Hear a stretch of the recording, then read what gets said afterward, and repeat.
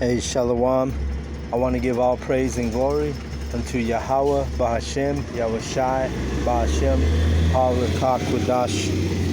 Double honors goes out to the other apostles, a great millstone for teaching us this truth. Also want to acknowledge all the Akyam who are pushing this truth with sincerity. All right. So right now the Spirit has me on Amos 3.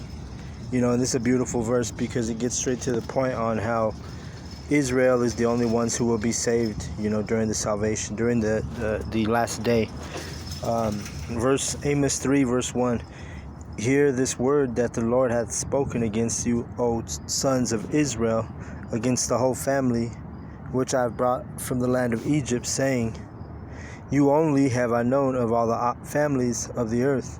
Therefore I will punish you for all your iniquities. So you see, it's talking about Israel. It shows you that the Israelites are the only ones the Lord has known, all right, out of all the families of the earth. The only ones that Yahweh is dealing with are the Israelites, who are the so-called Negroes, Latinos, Native Americans, all right. Verse 3. 2. You only have I known of all the families of the earth, therefore I will punish you for all your iniquities. So, that's why we're getting chastised, all right? Because the curses in Deuteronomy 28, they apply to the Israelites, all right? It's not about these other nations. These other nations are not at the bottom of this wicked society like we are, and it's because of the curses, and it's because we're being punished for our forefathers' iniquities, all right? So, verse 3, can two walk together except they be agreed? You see? You have to serve Yahweh or you have to serve the world. And if you're an Israelite, you have that choice. All right, but if you're any other heathen nation, you really don't have that choice because the law has never been given to you. All right? It says, will a lion roar in the forest when he hath no prey? Will a young lion cry out of his den if he hath taken nothing? Can a bird fall in a snare upon the earth where no gin is for him? Shall one take up a snare from the earth and have taken nothing at all? Shall a trumpet be blown in the city, and the people not be afraid? Shall there be evil in the city, and Yahweh had not done it? All right, so this is a verse we go to a lot, because whenever you see these bad things happening, it's all of Yahweh, like the riots, that were happening or have been happening this week. Those riots are, because Yahweh has put the spirit on these people to riot, and he's put the spirit on the cops to do what they're doing, and he put the spirit on Donald Trump to do what he's doing. So it's all of Yahweh, like it says in verse 6, or I'm sorry, that was verse 6. So Yahweh is the one who is responsible and who puts the spirit on all of these humans and these people, whether it's the left-hand side or the right-hand side. Yahweh is the one who puts the spirit on us. Verse 7, surely Yahweh, Bahashem, Yahushai, Bahashem, thy power will do nothing, but he revealeth his secret unto his servants, the prophets. All right, and that's why we're able to break down the scriptures, because starting out with our elders from GMS, they've been taught us the truth, so we're able to wax in the spirit mightily and, be diligent and be able to break down and express these and understand these scriptures. All right. Verse 8. The lion hath roared, who will fear not? Yahweh Bahashem hath spoken, but who can prophesy? Publish in the places of Ashdod, and in the places in the land of Egypt, and say, assemble yourselves upon the mountains of Samaria, and behold the great tumults in the midst thereof, and the oppressed in the midst thereof. All right, so, all of these books that were in the scriptures have been published because by commandment of Yahweh to be published. These words could not be, from a regular man. All right, these are all of the verses in the scriptures are inspired by Yahweh. All right, and then he told the prophets, publish it, write it down in a book. All right.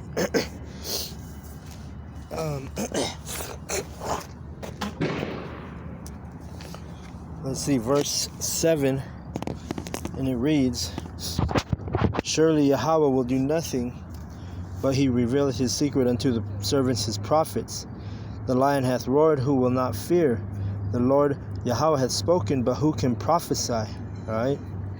So Yahweh Shai, he's coming back as a lion. You know, he came as the lamb the first time in peace, but he's coming back to make war as a lion. You know, who's not gonna fear when Yahweh Shai comes back? You know, who can prophesy? It's his. We just read it in verse 7.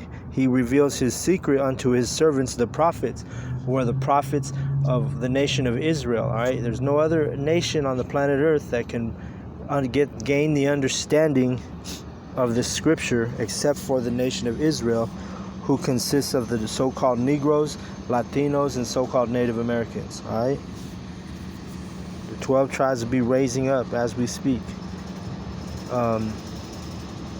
Verse 10, for they know not to do right, saith Yahweh, who store up violence and robbery in their palaces. All right, and this is because Israel has always been a stubborn people, a peculiar people, meaning a strange people. And we're strange because literally we turned from our back from Yahweh, so we became strange, and we became Gentiles, which the word Gentile means strange. All right.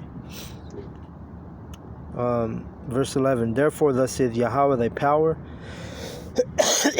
an adversary there shall be even round about the land, and he shall bring down thy strength from thee, and thy palaces shall be spoiled. So that was prophecy also. The whole Bible is prophecy, all the way from Genesis all the way down to Revelation. All right, so everything is in the Bible is prophecy. All right, so that's prophecy, because the Israelites' palaces were spoiled. You know, we don't live in our land anymore. We don't, you know, we don't have the control of Israel, the nation. Matter of fact, in what is it, Isaiah? Let me see, Isaiah 1:3. It says, "The ox knoweth his owner, and the ass his master's crib. But Israel doth not know. My people doth not consider." All right. So the nation of Israel, the so-called Negroes, Latinos, and Native Americans, they don't even consider that they're the Israelites. All right. So that's how we know the prophecy has been come to pass, that you know, our palaces have been spoiled. Everything's been spoiled, even our heritage. You know. Verse 12. Thus saith Yahweh, as the shepherd taketh out of the mouth of the lion 2 legs, or a piece of an ear, so shall the children of Israel be taken out that dwell in Samaria in the corner of a bed, and in Damascus in a couch. All right, you see, so we're literally going to get taken out of the mouth of the lion, right?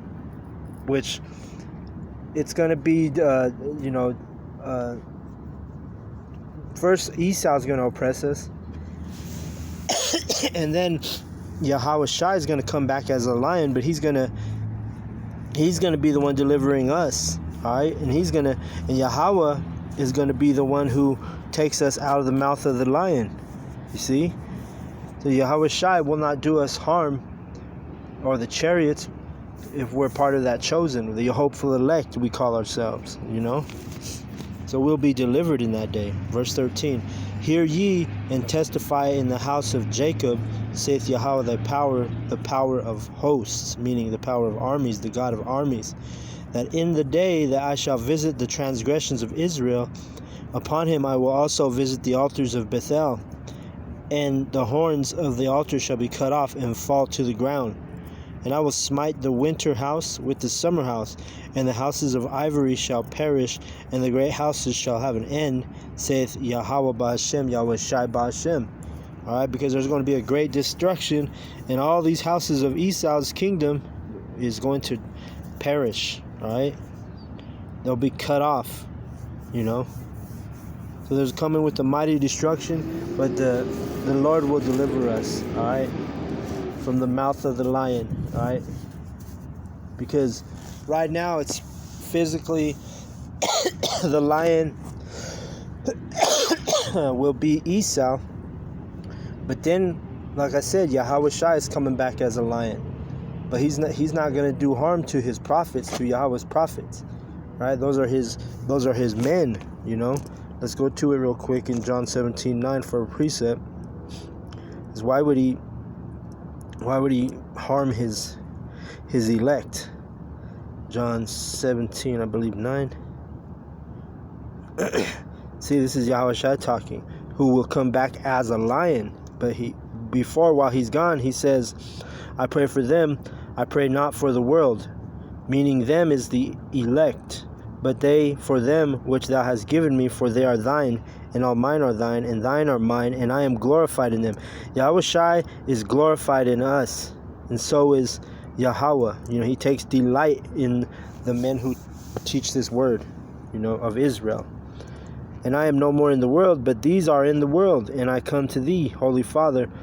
Keep through thine own name those whom thou hast given me, that they may be one as we are. You see? So, Yahushua and Yahweh only give a fuck about the elect men of Israel, alright? The 1/3 are that hearken and listen to this truth and believe it. They're, like I said, they may not have the spirit to prophesy and teach, but they have a spirit of listening and learning and understanding and believing, alright? So that's that 1/3. But the prophets, they're going to have the spirit of listening, understanding, learning, believing, and then they're going to have a spirit of teaching. They're going to want to become fishermen, and then hunters in this truth, That's Jeremiah, let's go to it real quick, since I brought it up. Jeremiah 16:16. And it says, Behold, I will send many fishers, saith Yahweh Ba'ashem, Yahushua Ba'ashem, and they shall fish them.